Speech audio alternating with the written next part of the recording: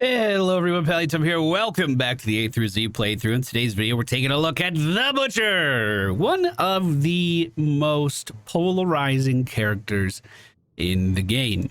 He can completely snowball some matches and feel like he can't even get his wheels spinning in others. And it mostly comes down to enemy team composition.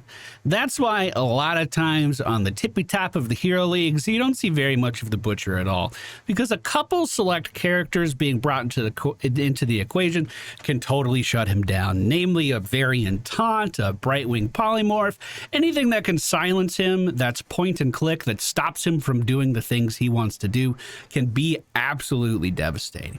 However, in other matches, if you can get some kills, you can really start to snowball your damage if you are good at collecting your trait with the fresh meat. Some fun facts about the Butcher. He is the fourth hero to go the longest without a patch as of right now.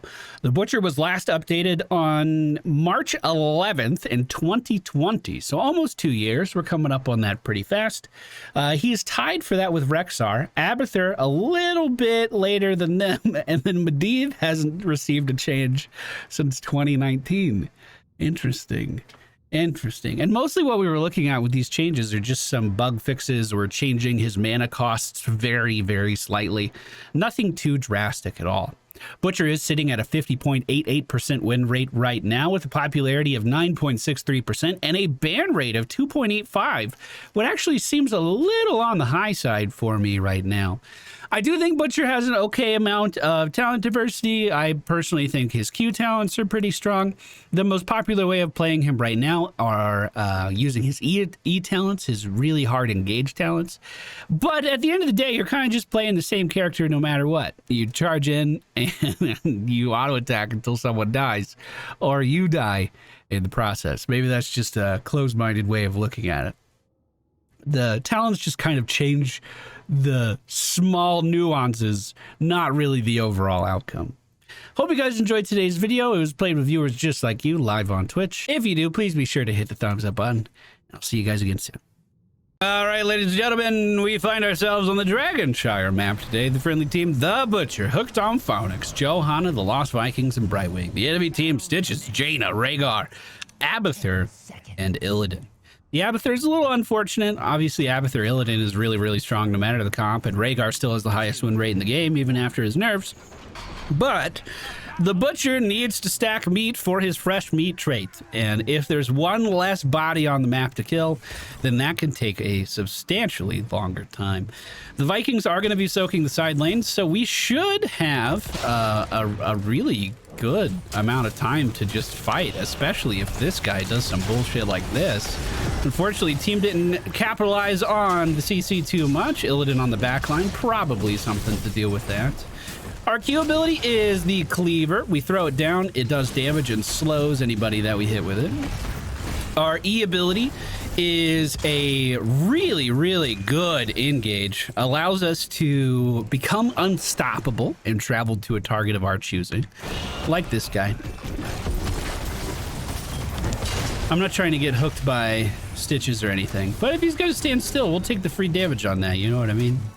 Any enemy that dies drops blood or drops meat that the Butcher needs to collect. However, enemies drop a shit ton more, so charging in here on that Johanna just to make sure that we get that kill is likely a play we're going to be doing a lot of. Good body blocking by Illidan locked me under tower by Stitches, locked me under tower way more than I wanted it to be. But I also imagine that the slow totem from Rhaegar might have a little bit to do with that as well. So for killing a hero, I think we get 25 meat. When we die, we lose 20 until we complete our quest and have a full 200. So we're kind of just trying to play cautiously up until the point that this number that's 40 here becomes 200. Once we get to that point, minions are no longer going to be dropping blood. Instead, it's just going to be heroes, but we can still continue to cap out. We can still continue to gain meat stacks. I think I win this. Even though Illidan's kind of scary, I think if I just stand still and auto attack him, I think that's a victory for me. He did get a lot of ground there, and Middle is currently open. Unfortunately, Illidan has a really bad habit of sticking to a target and not letting them leave. I want to do this. I want to get the objective. I swear. I swears it. There we go. We're channeling now. Illidan potentially coming back in. We're going to get unrelenting pursuits. And I'm going to unrelenting pursuit him. Unrelenting pursuit makes it so the cooldown of ruthless onslaught is reduced by 33% on impact. So your E ability can actually be canceled as well. If you're charging into a situation that looks a little too dicey, it can be advantageous for you to not fully commit to the charge. Good helping hand from Stitches there. She needs to be careful though. Just in cleaver range, but that slow is gonna get me.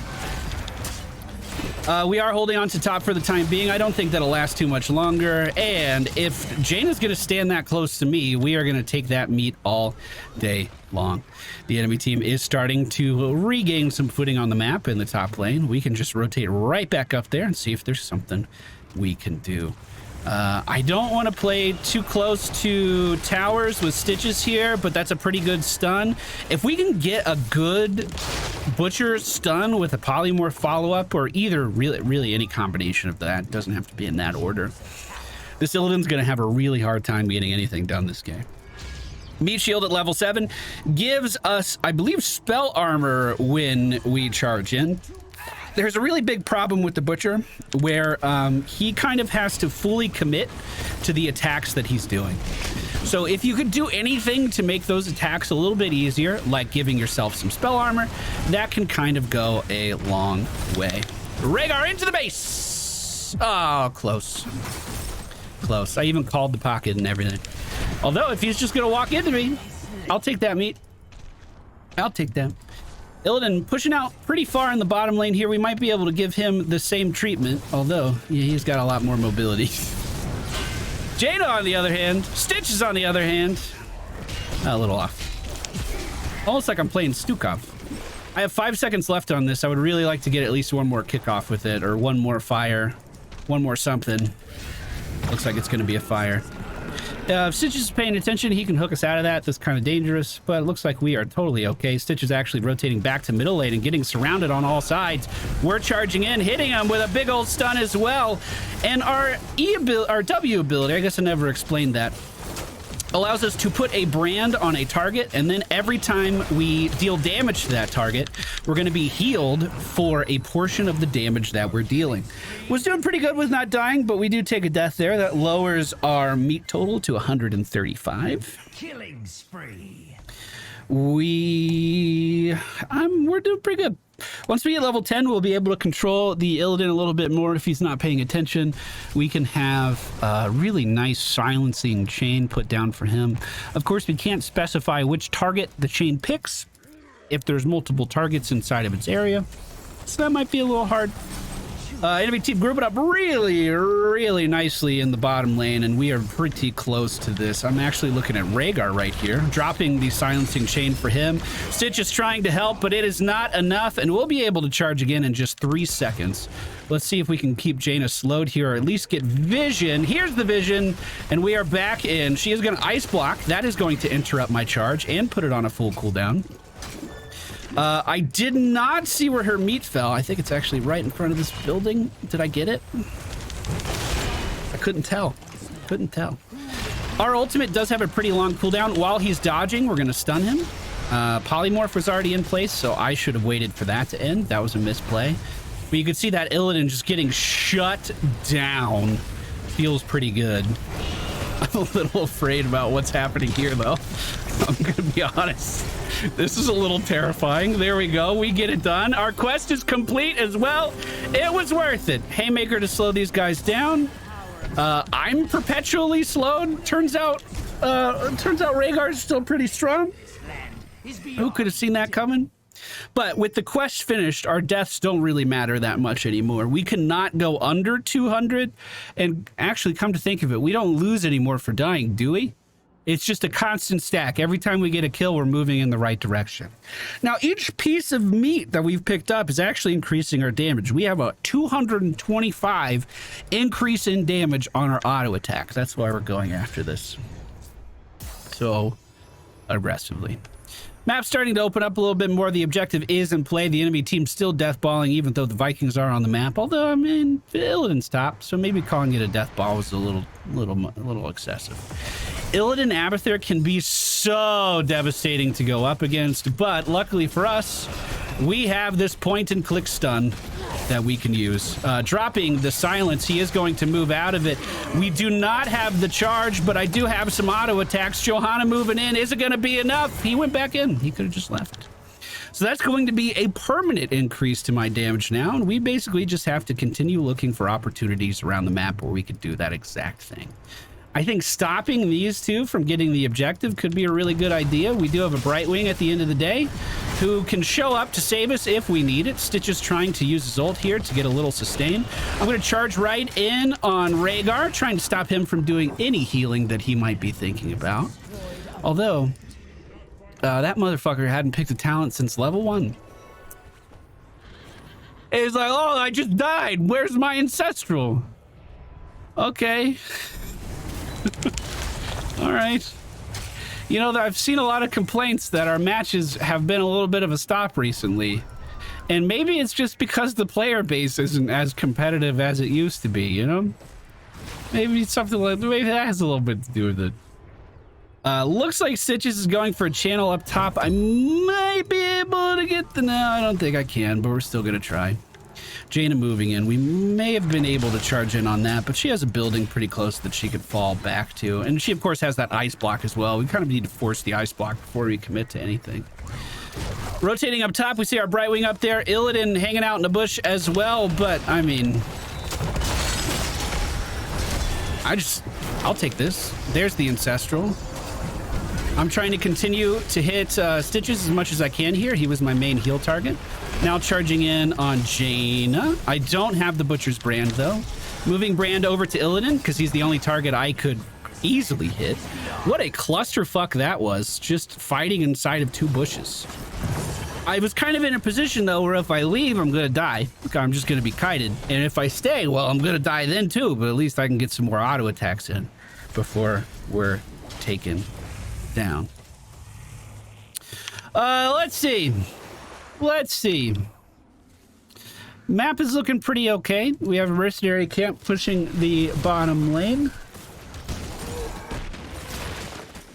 Jaina cleared it up, no problem. They are going to be able to retake bottom pretty easily. We have a lot of fixation on this camp. We're just going to have to defend middle, so it looks like he's going to get that no problem. And then maybe I catch Johanna on the rotation, or Jaina on the rotation. She actually did not rotate up, staying in the bottom lane. I'm going to get enraged and just look at the mini-map here for a second. This is it. There's the ice block. We silence off that. Stitch is doing a great job of keeping me back. Just little body blocks there, really adding up so much, actually. Stun Rigger. There's his Ancestral, he doesn't have it.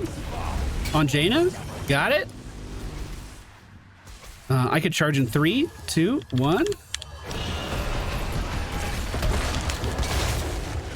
Nice, nice, nice, nice, nice. Illidan doing Illidan things, totally resetting our team. While they move top, I think I'm just going to shove middle out. Get this under tower. We don't have a cleaving auto attack, but it just takes a couple swings to take down most NPCs. Top lane is going to need help. Remember, that's a 2v2 with an Illidan. We want to make it a 3v2. Phoenix didn't get... Oh, Phoenix got taken down. Okay.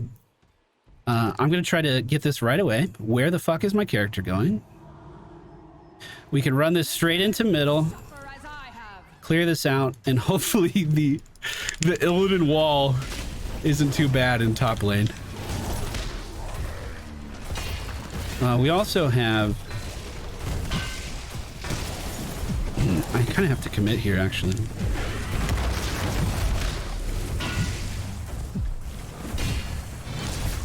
Because they have Mule.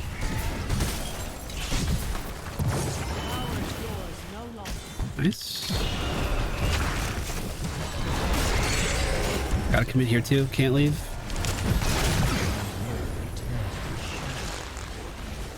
So if we don't kill this building, it's just gonna be healed back up to full. We're at 260 meat right now.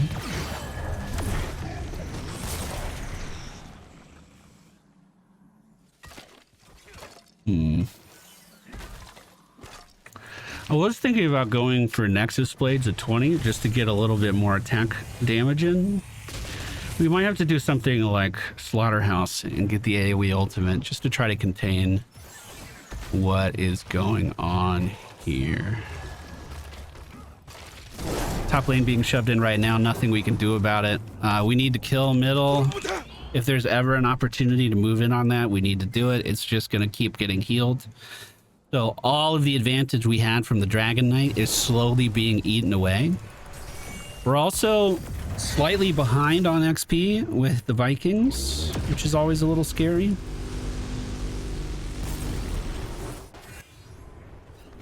That building's back up to half.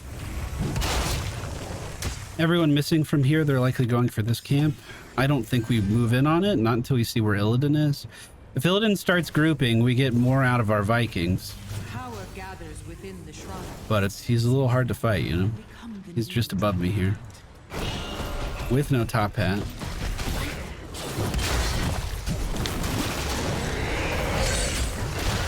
I have to hit Stitches. He's my heal. There's the Ancestral. I have to keep hitting him. Oof. Oof. Phoenix trying to get the kill, but diving really, really far for it. Control both shrines. And that Illidan with the top hat is just running wild over our back line. I'm kind of in a weird position where I need to focus Illidan down, but if we hit him, he's going to dodge our auto attacks, which means we're not healing. And Stitches just keeps walking into me, basically meaning he's my entire health bar. All right, I'm going to get Slaughterhouse. We're going to try to make this work.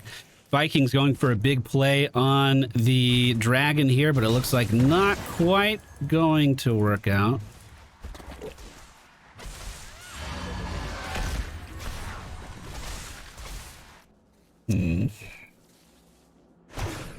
If they push with dragon, we still have a lot of our buildings left.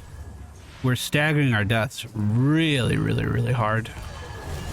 Vikings just cleared out. That means they're going to have an easy pickup on middle, which is fine. I think we can defend against a Dragon Knight, no problem. I think. Especially if Illidan's in it. Of course, he's not. Their healer's in it, which is probably better. I can't really go in until everyone's here, and this is exactly why.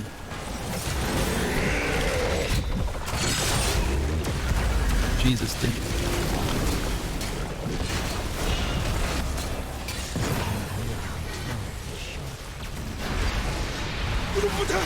Falling Sword at level 20 can get a lot of value there. Stitch is taken down by the building. Illidan taken down too. This is a big breather. We needed it. Illidan off the map is pretty huge. Illidan not being in play limits what Abathur can do by a shit ton.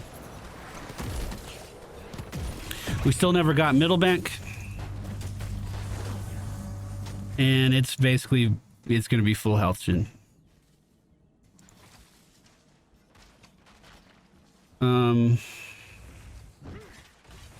Okay.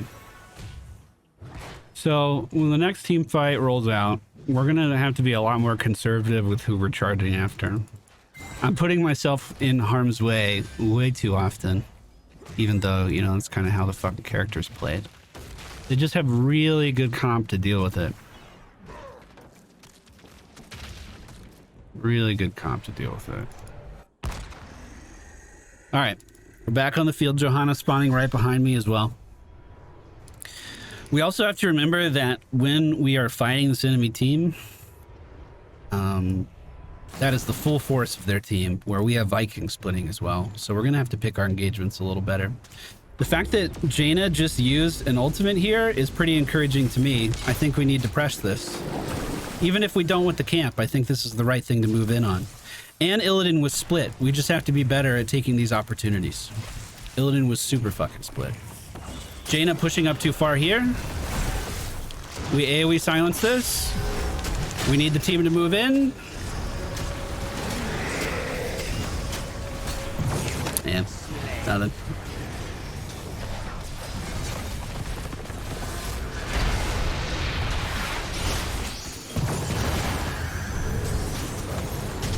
Good hook. Illidan over the wall might be killable.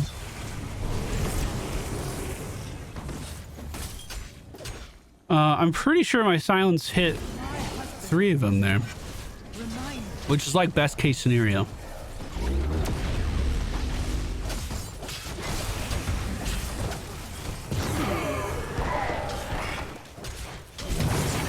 Oof. Oof, boys.